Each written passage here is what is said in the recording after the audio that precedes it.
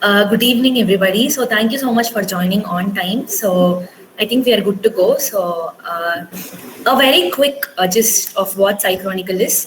So, basically, Psychronicle is a community forum which primarily aims in spreading a lot of myth. That is to eradicate a lot of myth and spreading a lot of facts to the society so that we know what is the truth and what is false. We conduct a series of workshops on entrepreneurship training skills and a series of talks on various topics, including environment, so that the community is benefited as a whole. So, now to introduce our guest for today, Prachi. Prachi is a media professional, communicator, and the founder of Cool the Globe, an app and a movement for climate action.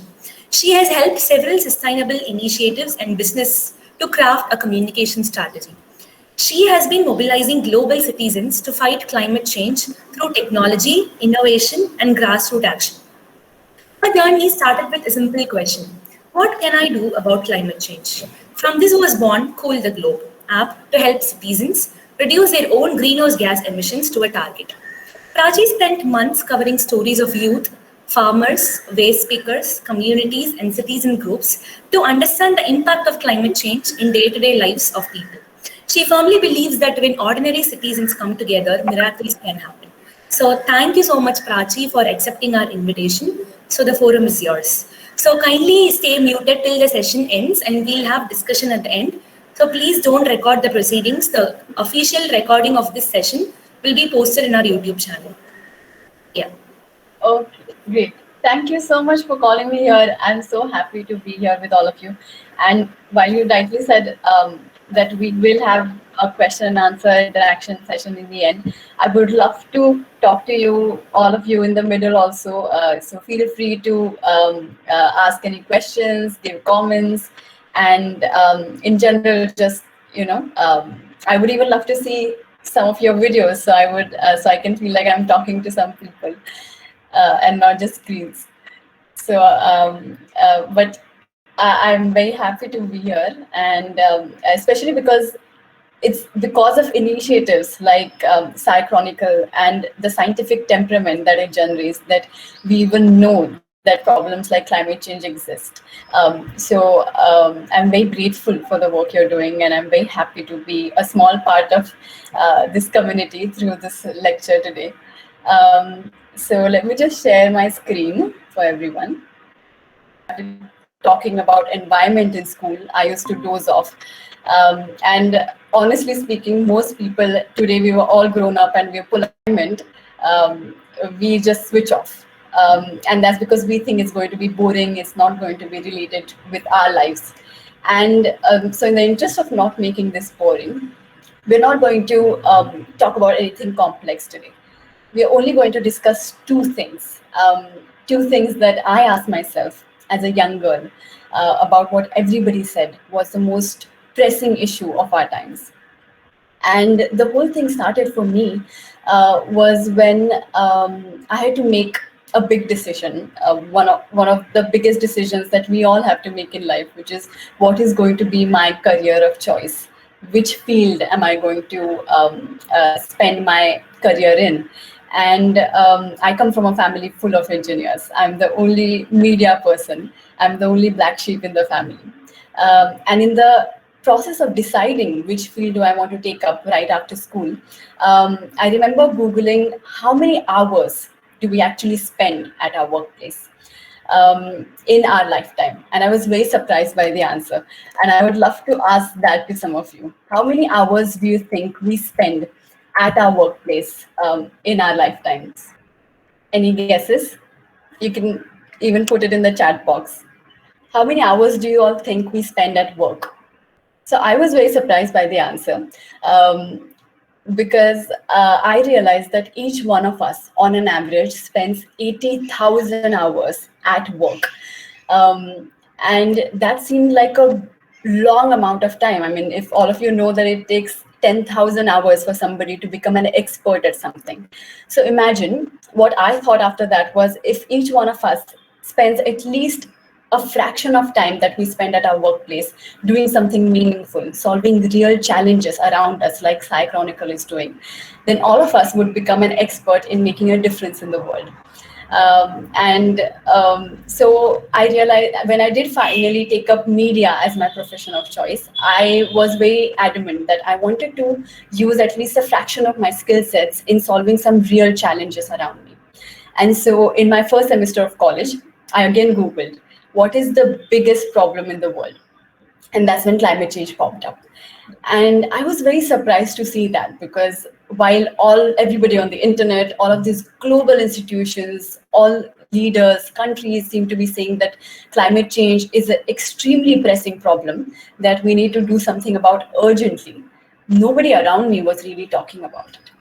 And so I, as a young girl who had just started thinking seriously about climate change, I asked myself two very basic questions. And that's all we are going to be doing today as well. We are going to talk about these two questions. And by the end of this session, hopefully, all of you would have been able to find out your own versions of answers to those questions. Now, the first question that I asked myself was, why should I even care about climate change? And I think that's a very valid question to ask. Why should we care about this? Why should we give our time and energy to thinking about something like this? And when I asked myself that question, naturally the second question that came about was, what even is climate change? And I would love to know from some of you, what is your understanding of climate change?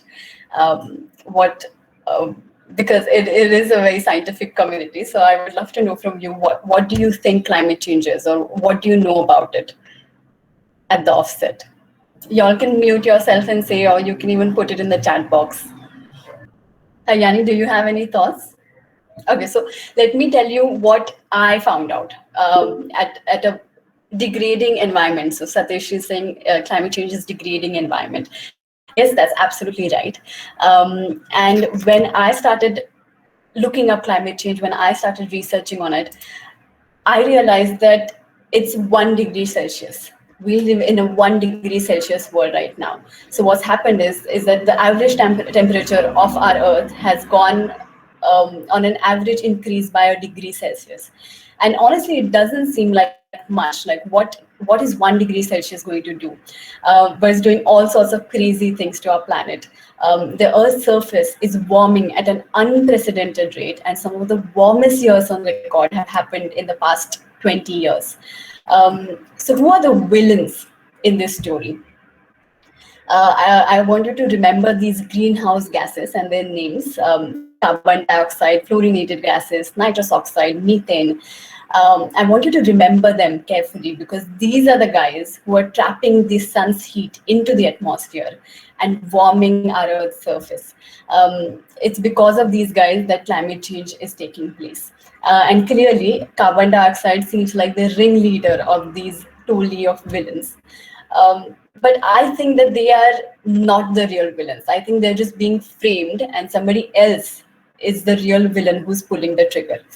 Any guesses who the real villain in this story is? It's us. Humans, in everything we do, we emit greenhouse gases. We grow things, we build things, we travel to places, we buy things.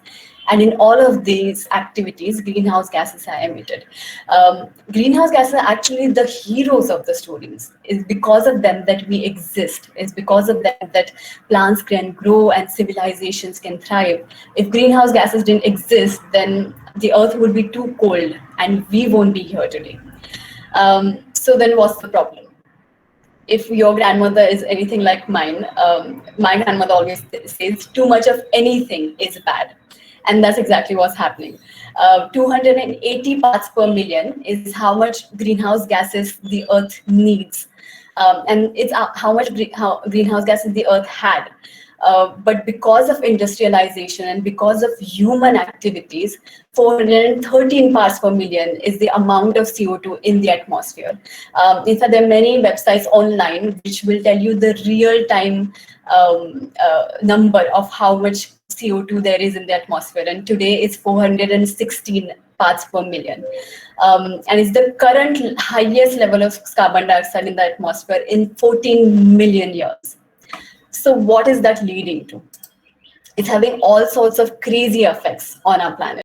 one of the effects of climate change. It might become more and more erratic, and it may completely vanish sometime in future. Retreat of glacier, loss of biodiversity. We've had chapters and chapters on loss of biodiversity. So I looked at these catastrophic effects of climate change. And while it seemed very bad, I asked myself, do I care about climate change now? And I want to ask the same question to all of you as well. Having heard about these very bad effects of climate change, do all of you now care about climate change? What is your answer to the first question? Do you care about climate change? I would love to see a yes or no answer in the chat box from all of you. Yes. Sai Chronicle is the first to say yes. Gopika says yes. Dipiksha, Hridaya, all of you are saying yes. Gaurav is saying yes. Yes, and also afraid of it, Abhishek says. Absolutely. And so all of you are so much more aware and at such a enhanced stage than what I was when I started thinking about climate change. And when I asked myself this question, after looking at these effects of climate change, I asked myself, do I now care about it? And I had a moment of honesty with myself, and the answer was, I don't. Honestly, I don't care about these things enough to actually do something about it. And so I asked myself, what do I care about then? If not climate change, what are the things I care about in my day-to-day life? And again, it's a question I want to ask all of you as well. Forget about the environment, forget about climate change. What do you care about in your day-to-day life? What do you care the most about? What are some simple things that matter to you? I would love to hear some answers in the chat box. What do you care the most about in life? Gaurav says less polluting, plastic pollution, waste management, climate change. Wow. I truly feel like I'm talking to a scientific community, because all of you care so much about the big issues in front of us. But when I ask myself this question, what do you care about? What do I care about? And I ask this question to many, many people around me. What do you care the most about in your life? And the answers were always similar. I realized that we as ordinary people care about very simple things. We care about our food. We care about our homes. We care about our livelihoods. We care about our health. And most importantly, we care about our family and the people around us. And does this have anything to do with climate change? So let's forget about these catastrophic impacts. Let's forget about these big, heavy words. Today, I want to talk to you about the real voices behind these catastrophic impacts of climate change. In the process of figuring out the answer to do I care about climate change as a media professional, I had the opportunity to meet and interact with people from all walks of life. And it was these people who taught me more about climate change than any reports, any websites, any global institutions ever could have. And I want to talk to you about those people and those stories today. One of the first people who taught me was this 12-year-old boy who I met when I was making a film on children and what their dreams look like. And I met him in a slum not very far from my house. When I met him, I asked him a very simple question. If you could get one wish, any wish, and you could ask for anything in the world and it would come true, what would you ask for? I asked him. And I would never forget his answer, because he said, I would wish that my house didn't get flooded like last year. A 12-year-old boy gets to ask for anything in the world, and this is what he has to. I realized that he is not alone. And many, many young boys like him who live in roughly built slums, who are at risk, at high risk because of extreme weather events like flooding and coastal erosion. And as climate change, because of climate change, extreme weather events start happening more and more frequently, more and more intensely. Water would erupt more frequently into roughly built slums, and there would be more and more young boys like him who have to worry about something as basic as a safe shelter above his head. And I realized this is something that I do care about. The second person I want to talk to you about is this extremely bright young girl I met when I was volunteering for an NGO in education. And I met her around the same time there was a drought in Khadakwasla Dam near my house in Pune. And because of that, water was being used scarcely throughout the city. She also lived in a slum not very far from my house. And when I met her, I asked her, which standard are you in? She said, I don't go to school these days. Why is that? It was because her house got water only for 2 hours in the afternoon, and nobody else in her family could afford to stay at home and skip their job. So this young girl, she had to skip school so she could fill water in the afternoon. That's when I realized that climate change is not about the big words that I read in newspaper. Climate change impacts our basic needs like a safe and sanitary access to water. Climate change impacts our water. And this girl, she's not alone. Because of climate change, as more and more towns and more cities see droughts, there'll be more and more young girls like her, bright young girls, who have to skip school and stay at home to fill buckets with water. I realized that this is something that I do care about. The third person I want to talk to you about is one of the most inspiring women I've ever met. I met her in a community of displaced waste workers in Bangalore. She had come from Bangladesh. She was a climate refugee. I met her around the same time when she was the same age as me. I was 19, she was also about 18 and 19, but she was already married and she had a young daughter in hand. And the day I met her, I walked 5 kilometers with her to the nearest school district. She sat at the doorstep of the school and demanded that her daughter be admitted into the school. But the school couldn't enroll her daughter because she didn't know the language Kannada, neither did she have the necessary documents. But this young woman, she didn't give up. For the next 2 months, every single day, she walked the 5 kilometers every morning to the school. She sat at the doorstep and she demanded that her daughter be enrolled in school. And finally, the school saw a way around the technicalities, around the language barrier, and her daughter got a place in the classroom. Now, what does this have to do with climate change? Every year, there are millions of people, climate refugees, 10 million people and counting every year, who have to get displaced from coastal communities, countries around the world, completely start their lives from scratch in an unknown area with children in hand, and build their lives all over again. And I realized this is something that I do care about. Now, another one of incidents I want to talk to you about is an incident that happened not very far from my home. A few years ago, it rained like I had never seen it rain before. I sat completely scared in the safety at my home. Throughout the night, I was awake, but little did I know, the Nala near my house had flooded because of heavy rains that night, and many people lost their homes. The next morning, I went to see the aftermath of what has happened. And that's when I saw the true events that had transpired. I saw a small cattle lying dead on top of a car. And next to it was this old couple trying to retrieve their only source of income, their vegetable garden, which was now completely destroyed in the storm the night before. That's when I realized that climate change is not about flooding happening more intensely and frequently. It's about livelihoods of people. Climate change impacts our sources of income. And for many, many people in India and all over the world, it impacts their ability to fend for their families. And I realized this is something that I do care about.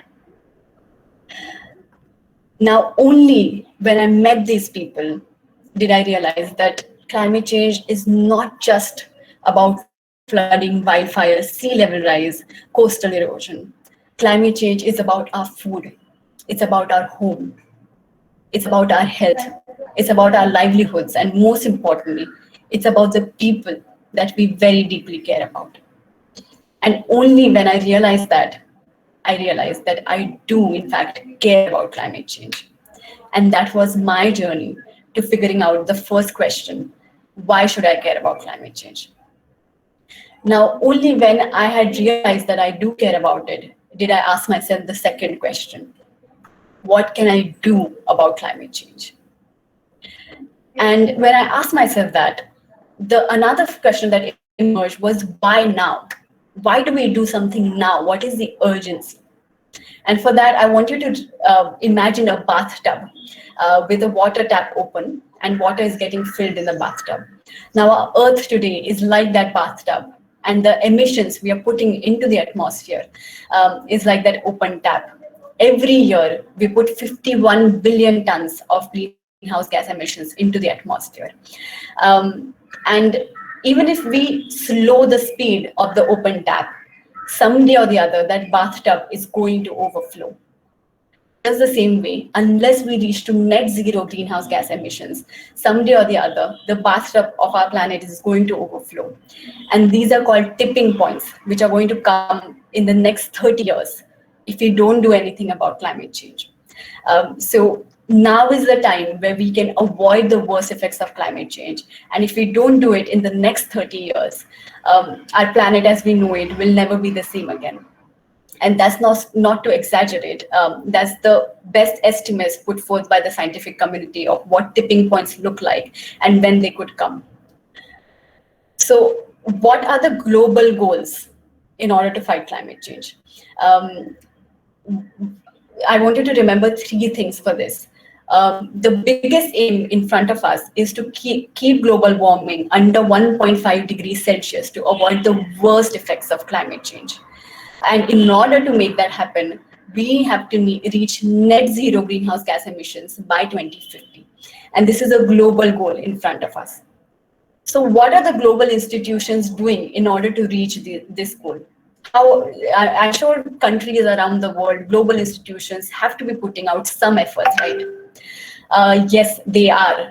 There are agreements happening all over the world. Corporates, global institutions, governments, countries, they're all committing to fulfill their part in the fight against climate change. And we have two scenarios of how this fight may play out if we keep going at the current rate. The first scenario is the scenario in blue. It's where we want to reach. It's called a sustainable development scenario. We want to reach net zero emissions by 2050, and that's what the blue line represents. Now, what does the red line represent? Is it the worst case scenario in front of us? It sure looks like it. But no, in fact, it is the best case scenario in front of us today. The red line, stated policy scenario, is where we reach if we actually follow what is put forth by countries all over the world. If all governments do what they've committed to do to avoid the worst effects of climate change, the red line is where we reach. And as you can see, that's nearly not enough. By following this, we actually end up increasing our greenhouse gas emissions by a bit. And there's something missing in the picture. Our efforts to fight climate change are nearly not enough. What is missing in the picture? It's people. If you look at the biggest transformations that have happened throughout history, they've been made not by governments, not by legislators, not by policymakers, but the biggest transformations in history have happened when ordinary people like you and I have come together to take action. And as ordinary people, we often forget the power we can hold when we take action. When I was in school, I used to look at the history books during history lessons. I used to get completely energized by listening to all the acts of bravery our ancestors did. And I used to think it's a sad thing that I'm born in today's time when nothing much is happening. I thought our times were always boring because you couldn't really participate in wars. You couldn't make very big inventions. I always thought that the most brave things have already happened in history. But when I started working on climate change, I realized that our generation, has a unique opportunity where we find ourselves at the cusp of our youth in possibly some of the most defining decades of human existence. Because how we act today is going to determine not only our future, but the future of our planets and the future of many, many more generations to come. And as much as it is a responsibility, it's also an opportunity to do something great, to impact the life of our planet as we know it. And that is the power we hold today. And so I want to tell you a small story of my action, of what I decided to do about climate change. So when this question came in front of me, even after I was convinced that I need to do something about climate change, it wasn't easy to find an answer to what could I actually do. And so I did what any young girl would do when she's faced with a problem. I went to my parents and I asked them, what do you think I can do about climate change? And we decided that as a family, we would reduce our own greenhouse gas emissions by 10% to start with. And when we decided that, we started researching a lot on it. We started researching on how I could reduce my own greenhouse gas emissions. What are my actions that are leading to most carbon footprint? How could I measure my impact and contribution? And as I started using that research, we started taking simple actions in our day-to-day life in order to reduce our greenhouse gas emissions. And as we started on this journey, two very strange things happened. The first strange thing was that I actually started to enjoy it. It almost became like a fun game that I was playing with my family. From the hopelessness that was before me, when I was just reading and hearing about climate change, when I actually started taking small actions, that feeling of hopelessness was replaced by a lot of happiness and contentment. The second strange thing that happened was that so many of my friends, my relatives came to me and said that it looks like you're doing something interesting and we want to join in. That's when I started thinking about how I could take global citizens on this quest that I had taken on. And that's how Cool the Globe was born. I decided to build an app which would help ordinary citizens like you and I come together to fight climate change. And we started working on this app overnight. We researched for it, we storyboarded for it, we coded for it ourselves, and finally, by the time I graduated, this app was ready. So, but that's when we realized that our real work has only just begun. The real work is in convincing people that in the face of climate change, their actions matter. And so we started releasing simple videos, simple communications on how ordinary people can contribute to the fight against climate change. And those videos were completely picked up by citizens. We shared them with our friends shared them with their friends. And before we knew it, millions around the globe were watching videos about Cool the Globe and how they could participate in this movement. So this personal quest that I started on led to the formation of this platform called Cool the Globe. And the way citizens picked up the cause, that led to the creation of a movement, a citizen-led movement for climate action. We started receiving messages, calls, emails from leaders, from entrepreneurs, from policymakers around the world on how they could contribute to this movement. But even more than that, what mattered the most to me were messages from ordinary people that I even today receive on a daily basis. Ordinary people talking about the simple things they were doing in their life for climate change. So a few months back, a 9-year-old girl emailed me saying I don't have a phone right now, but I still want to do something about climate change. So tell me, what change can I make in my life for climate change? And this 9-year-old girl had realized something that us adults often miss out on, is that actions matter a lot more than words. On the other hand, an 86-year-old grandmother called me and said that I'm retired now, I don't get out of the house much. But I realized that I leave the lights open in my home in the afternoons. And I'm going to stop doing that from today. And that would be my contribution to the movement. A 35-year-old man purchased a bicycle. He called me to say that he purchased a bicycle so he could go to his office every day on a cycle. And using Cool the Globe app, he was figuring out how many emissions he actually saved by doing that, and was inspiring him all the more to keep fighting this and to keep doing it. Another person translated our videos in Hindi and in several languages, so this movement could reach more and more people. And this kind of grassroots action from citizens is what we found the most inspiring. We realized that simple actions on our part can create a wildfire of change in our circles, and that change can even lead to bigger systemic level transformations. So the kind of miracle we are looking for to avoid the worst effects of climate change can only take place when citizens like us come together to take action. And that's what we're trying to do with Cool the Globe. So how the app works is, as soon as you get in, so let me ask you a question before that. If you want to achieve anything in life, not just with climate change and not just with climate action, but in order to achieve any kind of a goal, what are the two things you need? What are some simple things you need to get any kind of achievement, to be successful at any quest?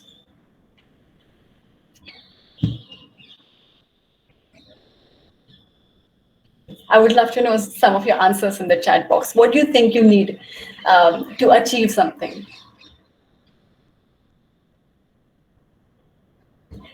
Small and continuous effort, amazing. Dedication, hard work and planning, vision and action, confidence, determination. I love the answers. All of these things, absolutely right. Vision and hard work, Cheryl says, absolutely right. So I asked myself the same question, and I realized that in order for me to actually achieve anything, I need a clear vision in front of me, like a lot of people here are saying. I need a clear goal in front of me. And the second thing I needed was to be able to contribute my progress on that goal. I wanted to be able to measure whether or not I'm actually achieving that goal. How am I doing with it? And so that's what we try to embed in Cool the Globe app. As soon as a person gets in, they're given a clear target, a monthly and an annual target to reduce their own greenhouse gas emissions. So for example, this month's target is to reduce my greenhouse gas emissions by 30 kgs.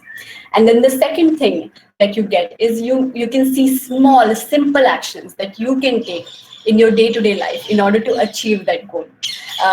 So we have over 55 plus customizable climate actions that ordinary people like you and I can take and choose from in order to reach our monthly target.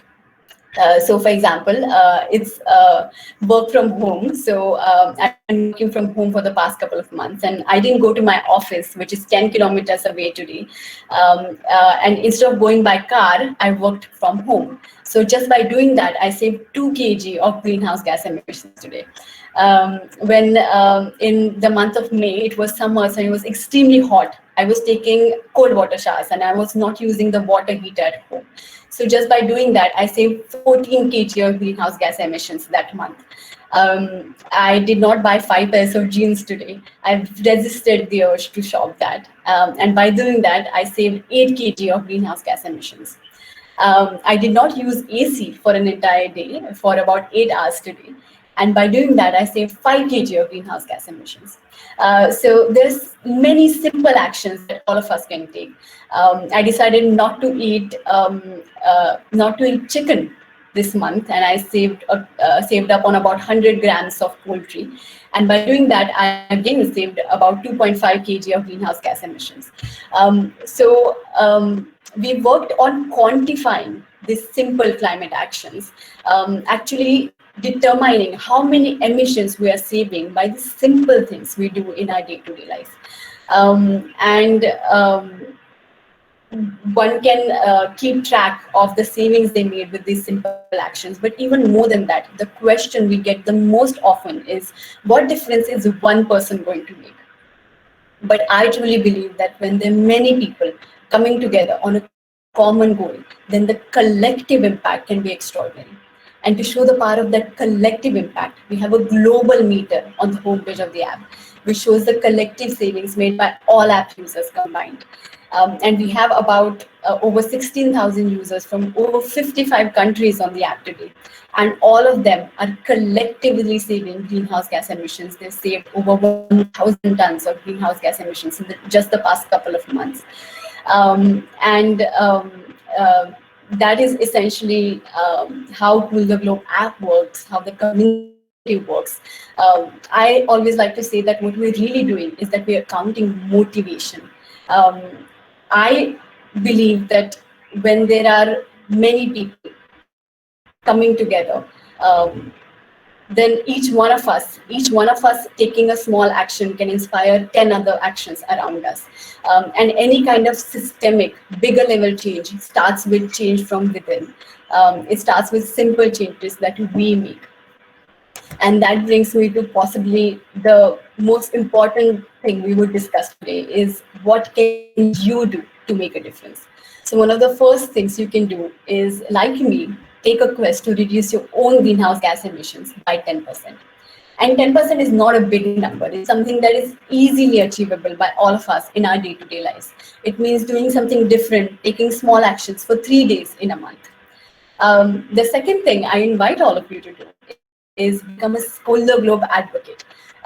Each advocate gets to impact the community around them, gets to impact climate change, impacts all of us in very different ways.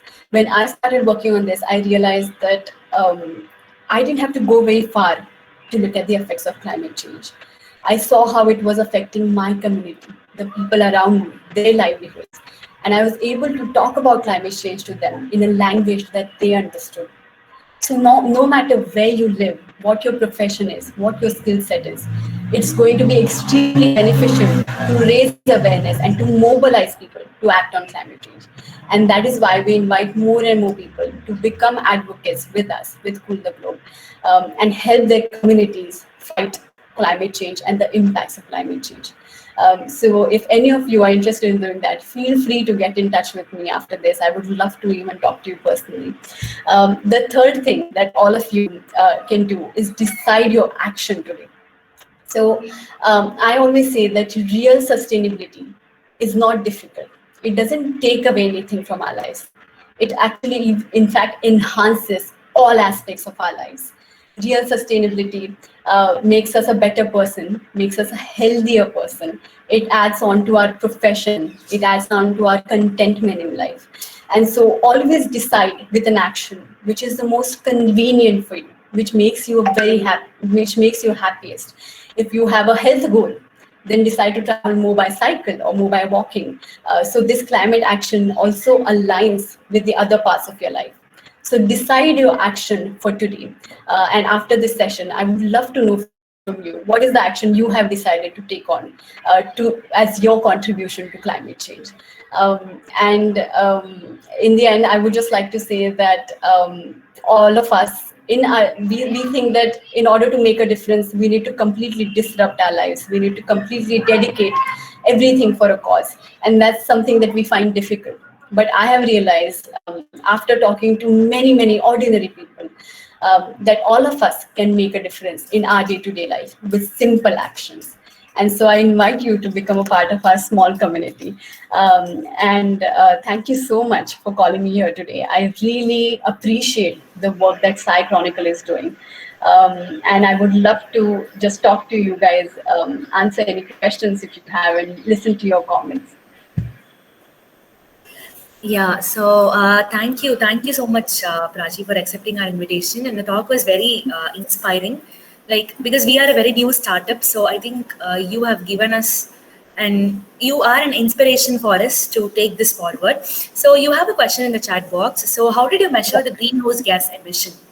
Like you were telling, right? So by cutting down this, I'm able to save this much amount of greenhouse gas being emitted. So I think that is the question. Absolutely, that's a great question. It's a question very fitting for the community we are in. I love that all of you want to know the science behind it. So when we started developing the app, the clear challenge in front of us was that climate change comes in several different forms, right? It has different kinds of effects. It comes in different aspects, and how could we bring all of that under one umbrella? And so we wanted a clear measurement of how climate change is impacting, how our small actions are leading to greenhouse gas emissions. And so a lot of our research and a lot of building the app went into figuring out which simple action is leading to how many greenhouse gas emissions. And if you go to Cool the Globe app, I would put the link down below. With each saving that you make, we have in the description written down what are what are the emissions factor we have considered for that. So, for example, and one of the areas that has the biggest impact on climate change and people know the least about is the materials we use. So any kind of purchases we make, any kind of materials we use, every material has an embedded energy attached to it. In order to make anything, greenhouse gases are emitted. And each material also has emissions factor. And using that emission factor, we can calculate how many emissions that, this led to. So, for example, steel. Using 5 kg of steel, for example, leads to 8 kg of greenhouse gas emissions, because embodied GHG emissions factor of steel is 1.6 kg CO2 emissions. 1.6 kg CO2 emissions per kg of steel. So each material has an embodied energy factor to it. When you travel, for example, if you can put in the kilometers you traveled, if you can put in the mileage of your car, then you can figure out the emissions related to it. So the base data is already there.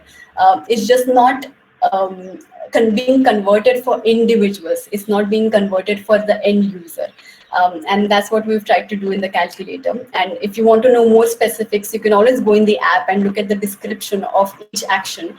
And we have given the factors of how we calculated each GHG emission. Okay, so I think you have got your answer.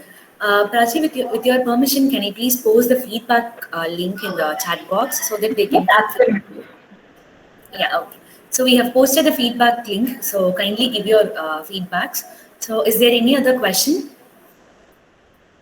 Please feel free to unmute yourself and talk. So it's just a closed group, so we can interact.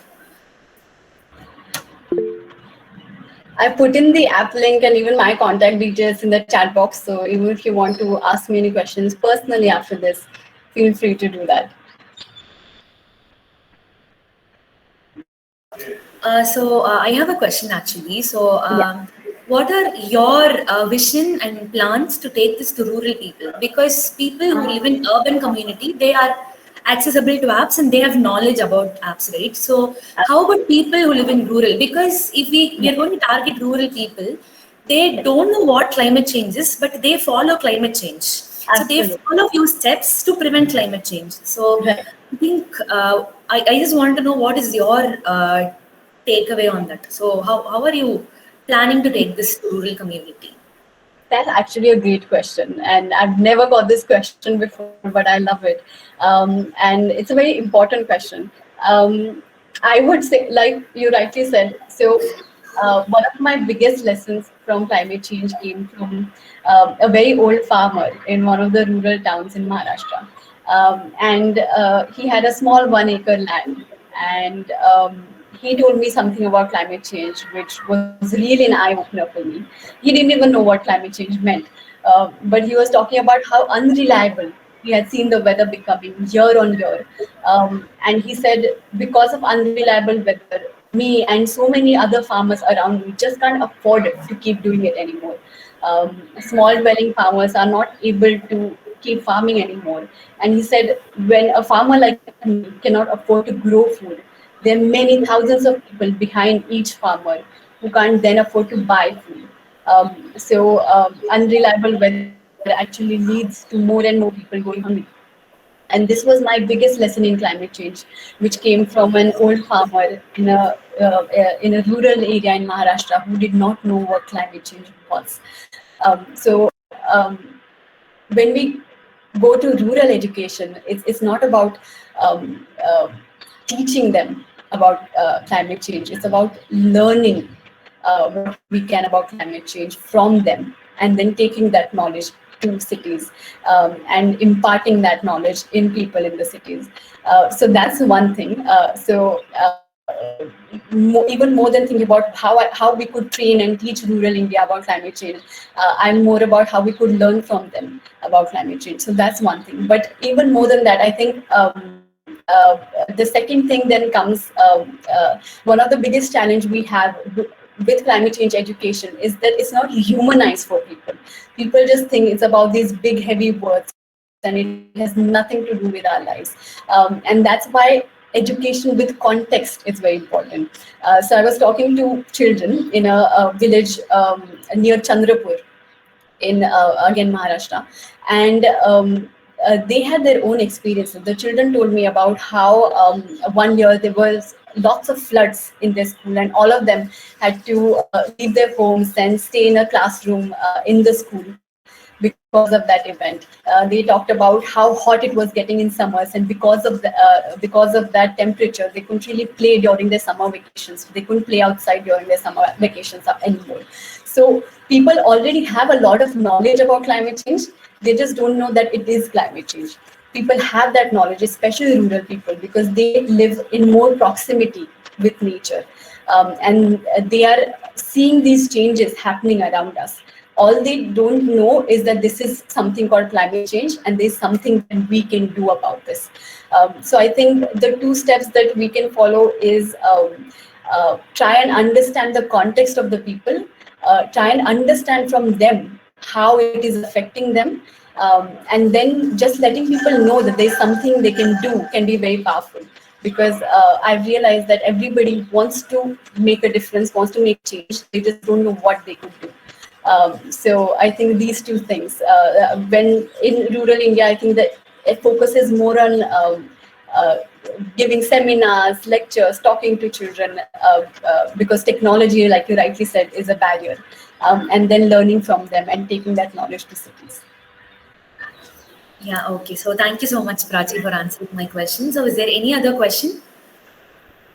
Okay, so we'll wait for another 2 minutes. If not, we'll end the call. So you could connect with her. And so after your talk, Prachi, I have downloaded the app for your information. So yes, thank you so much for accepting our invitation. So I think we got connected a very long back. So we are very happy to have you. So hoping to work with you together in future, and all the very best for your future endeavors. Thank you so much. But before we leave, I want to know more about how Psychronicle started and how has been your journey. Sure. Okay, so can I connect with you personally after this call so we can yes, talk? absolutely. Sure. Absolutely. Okay. Is any other question? Any other questions? Okay. So there is a feedback on your session. So Thank you so much, Rudya and Gopika.